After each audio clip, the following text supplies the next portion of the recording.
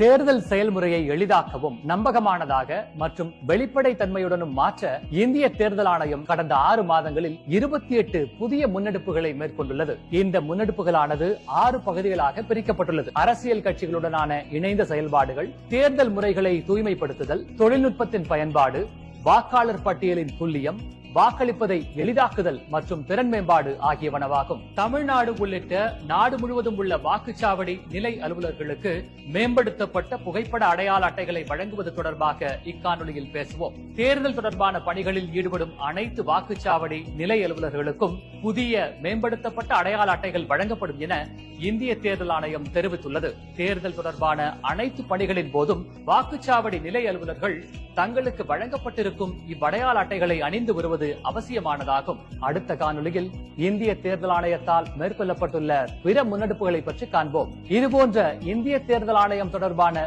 மேலும் புதிய தகவல்களுக்கு எங்களது அனைத்து சமூக ஊடக தளங்களை பின்தொடரவும் மற்றும் சப்ஸ்கிரைப் செய்யவும்.